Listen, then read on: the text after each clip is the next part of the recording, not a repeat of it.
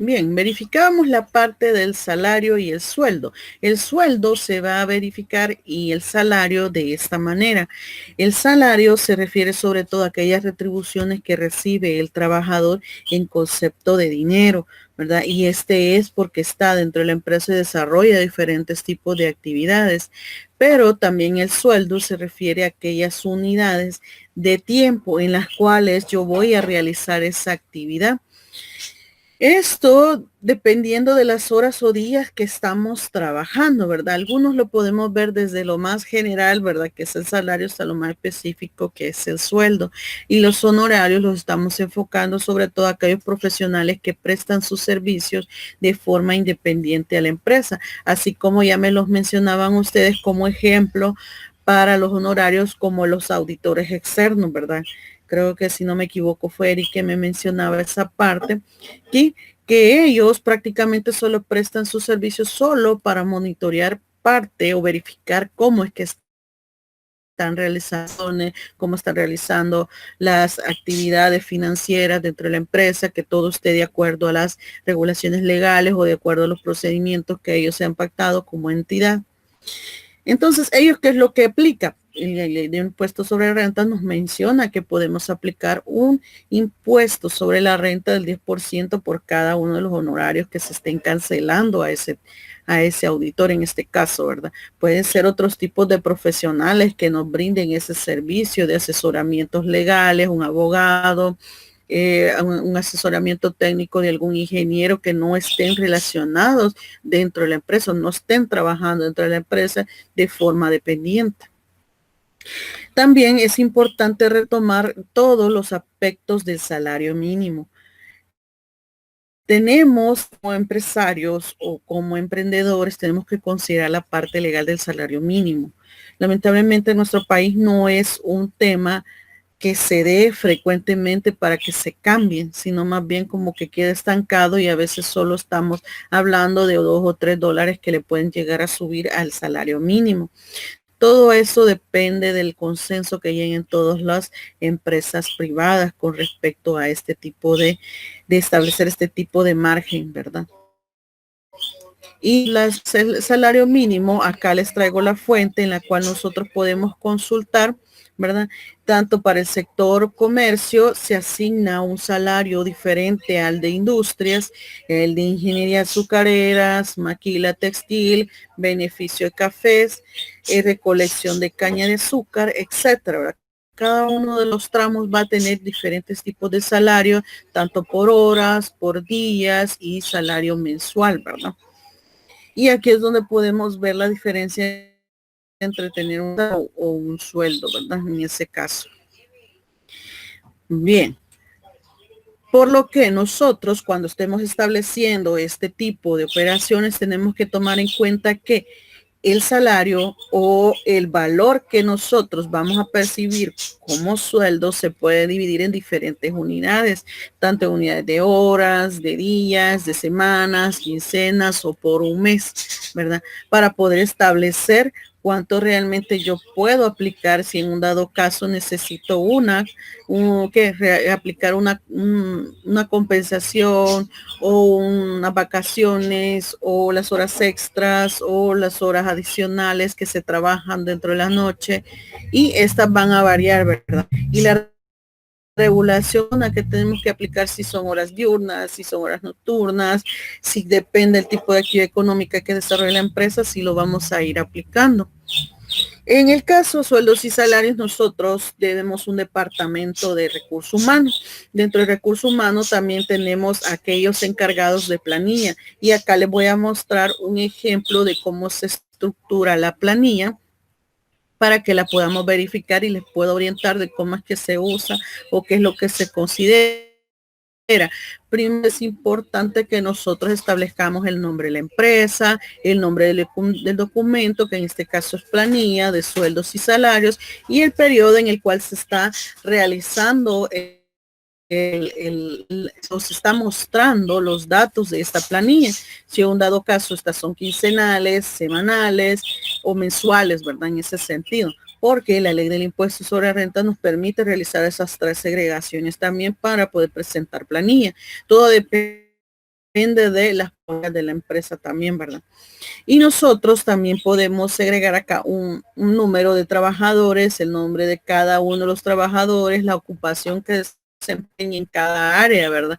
Hay quienes hasta especifican acá el área en la que se encuentra ese trabajador, el sueldo básico con el cual nosotros partimos si se contrata a la persona o al trabajador, los días que ha trabajado, si son 30 o 31 o 28 días, ¿verdad? Y aquí es donde podemos despejar también parte de la duda que nosotros teníamos de cuántos días nosotros asignamos para que realmente un trabajador esté dentro de sus labores diarias. Comentaban en esa oportunidad de que algunos pueden ser que estén cancelando cada 30 y eso es como perder un poquito ahí los 5 días restantes del año, lo que verificamos nosotros ahí. Entonces, eso depende, ¿verdad? Lo que realmente debería de ser es cancelar tal cual, ¿verdad? Como los meses se van dando. Por lo que acá les pongo los días trabajados, puede ser que la persona también trabaje menos días. Entonces ahí vamos controlando esa. Luego colocamos en la columna del sueldo de vengado lo que realmente es trabajo, ¿verdad? Porque el sueldo base es lo que está dentro del contrato de trabajo, los días trabajados, lo que realmente la persona o el trabajador estuvo laborando dentro de la empresa. El sueldo de vengado es prácticamente la multiplicación de ambos.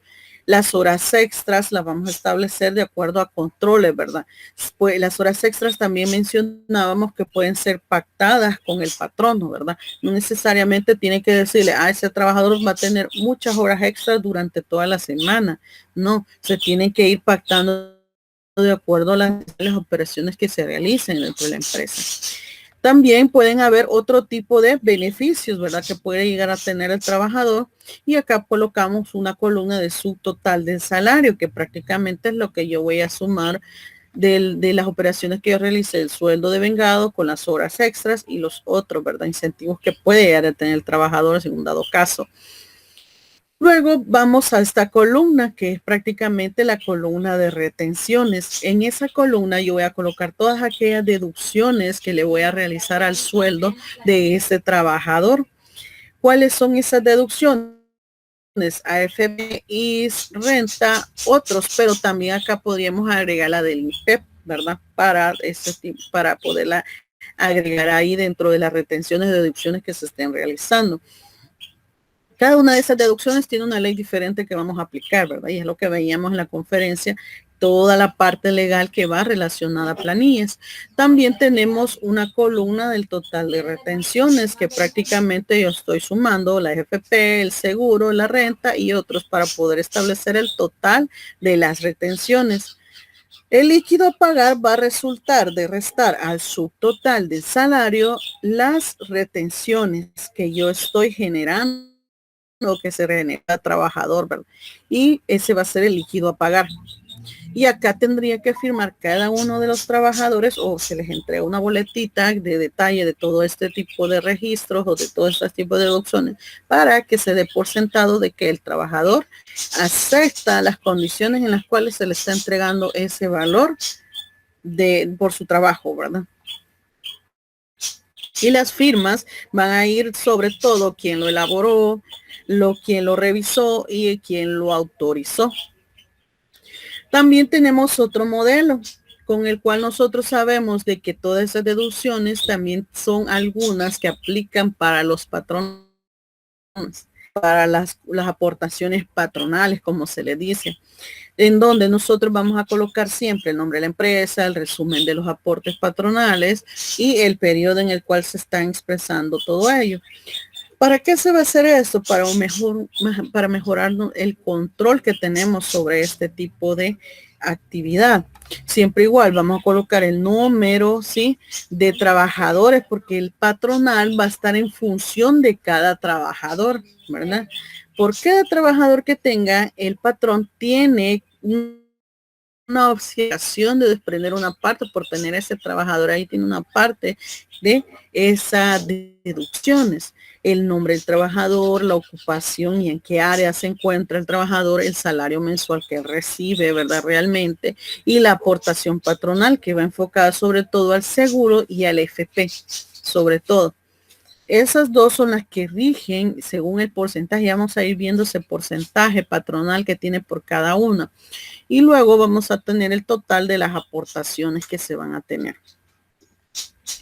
Las deducciones, como ya veíamos dentro del formato de planilla, pues vienen a disminuir el valor que nosotros realmente estamos recibiendo al finalizar nuestro periodo de trabajo, ¿verdad? Por cada quincena o por cada semana o por cada mes, ¿verdad? Entonces vienen a recortar ese valor. Y ese valor también igual, ¿verdad? Tiene cierta influencia sobre lo que nosotros estemos proyectándonos como trabajadores. También otro tipo de deducciones que se pueden dar son las cuotas alimenticias, ¿verdad? Si nosotros tenemos ciertas obligaciones, aunque no tendría que verse como una obligación, sino que como parte de la responsabilidad de padres o madres de familia que tengan que poderle aportar a sus hijos, si en un dado caso no están los madre y padre juntos, ¿verdad? Tienen que también tener esa parte de responsabilidad. ¿Qué otras deducciones se pueden aplicar? Nosotros como trabajadores también podemos aplicar a un cierto préstamo en un banco. Nosotros podemos decirle al empresario que nosotros tenemos ese préstamo y si nos pueden ayudar a poder irnos deduciendo de planilla ese tipo de gasto que nosotros, bueno, podríamos también llamarlo como inversión en algún momento si ese préstamo significaría algo más que solo un gasto, ¿verdad? Entonces nosotros hablamos con recursos humanos y planteamos esa situación y ver de qué manera me pueden ir deduciendo de planilla ese préstamo, ¿verdad? Por cada mes o por cada quincena que se esté generando la planilla. Ese tema es bastante delicado cuando estamos hablando de recursos humanos o en planilla, perdón. ¿Sí? ¿Por qué?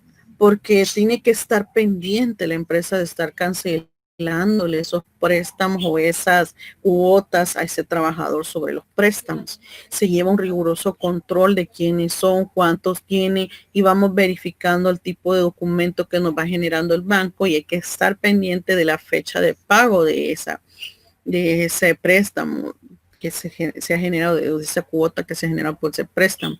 Entonces ahí tenemos que tener mucho cuidado al momento de manejarlo, ¿verdad? Decimos que dentro de las deducciones les mencionaba que está lo del seguro.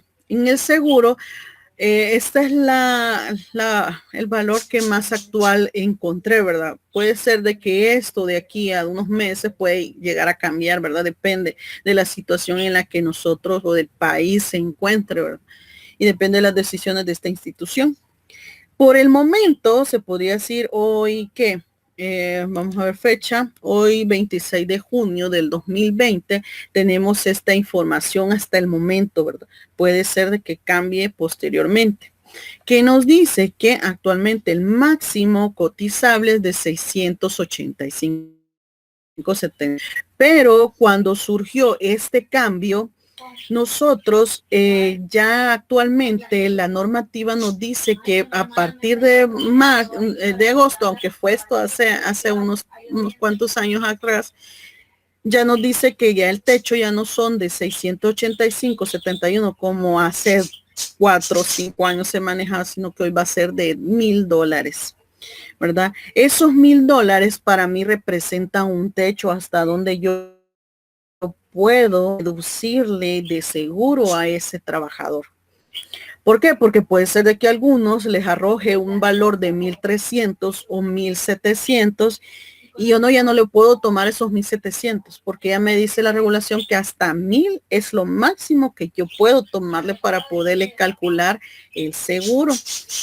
Y acá nos menciona que el trabajador aporta siempre la tasa como una tasa del 3% de su sueldo y el resto que es de 7.5% para el patrono. Entonces ahí vamos separando ambas porcentajes. El 3% aplica para el primer formato que les presenté de planilla y el 7.5% aplicaría para el formato de los patrones, las cuotas patronales. Por lo que el techo, recordemos acá que va a ser de $1,000. Significa que hasta ese máximo yo puedo llegarle a deducir. Recordemos que si nosotros tenemos de 1,200 o 1,300 o 1,000 .99, yo ya no le puedo tomar eso, ¿verdad? Le voy a tomar hasta $1,000. La AFP Confía tiene también un cierto techo, ¿verdad? Hasta el momento, y repito la fecha, hasta hoy 26 de junio. Puede ser que esto constantemente cuando nosotros avancemos dentro de algunos meses. El techo hasta a partir del 1 de enero del 2019 era de 6,500 o es de 6,500. Hasta ahí lo estamos manejando y con unas tasas del 7.25% si es un empleado público, un empleado de pensión que esté pensionado 7.25 y empleado público docente el 7.25%, ¿verdad? Y es importante también verificar esa parte, ¿verdad? De qué área se encuentra este trabajador para poder aplicar este tipo de porcentajes junto con la AFP. En el caso de Crecer, igual, si se fijan, tiene también un cierto decreto en el cual están estableciendo hacia cuál es lo máximo y lo mínimo que se va a considerar, cuál es de siempre 6,500, igual que él confía de 6,500. Por lo tanto, ahí estamos estandarizando prácticamente, ¿verdad? La forma en la cual se está estableciendo el techo de ambas, de ambas AFP, ¿verdad? Bien, en el caso de la AFP Crecer nos brinda dos tipos de porcentajes, uno a través de aquellos que son de distribución de porcentaje de ahorro en las cuentas individuales, se afilian con la edad legal o el retiro, ¿verdad? Estas son las que aplican para retiros y estas son la distribución del porcentaje de ahorro en las cuentas individuales de afiliados activos. Esta es cuando ya se están retirando y esta es cuando lo que realmente están percibiendo durante este periodo. Bien, las tasas para empleados 0.75% y las de los afiliados 7.25. Si se fijan, hay una cierta diferencia cuando ya el trabajador ya entra dentro de la etapa del retiro, ¿verdad? Sobre todo dentro de lo legalmente permitido. Y acá le brindo también los artículos que se encuentran dentro de esta publicación de AFP Crecer. La otra tabla que yo les mostraba en la conferencia es sobre el impuesto sobre la renta. Y acá es un rollo, por así decirlo, bastante complejo. ¿Por qué? Porque se realizaron las reformas allá por el 2015 o por 2016. Se implementa esto de los recálculos. Los recálculos vienen a minimizar la parte de que el trabajador pueda optar cuando elabora su declaración de impuestos sobre la renta al finalizar el año fiscal o el ejercicio fiscal, que es al 31 de diciembre, no pueda tener tanta el beneficio de que le puedan devolver tanto el Estado. Entonces, por eso se realizó este tipo de recálculos. Cálculo va del en el mes de junio se realizaría un primer recálculo y en el mes de diciembre un segundo recálculo. Aquí vienen implícitas una serie de situaciones y de cálculos que nosotros podemos estar verificando. Y la parte de impuestos sobre la renta, y les voy a explicar cómo nosotros vamos a interpretar impuestos sobre la renta como tal. Tenemos la tabla mensual, la tabla quincenal y la tabla semanal. Nosotros, cuando te valor, cuando ya le hayamos deducido al sueldo que va a estar generando el trabajador, le vamos a deducir primero AFP y el seguro. El valor neto que me quede a mí de deducir AFP y seguro es lo que yo voy a buscar aquí en este tramo.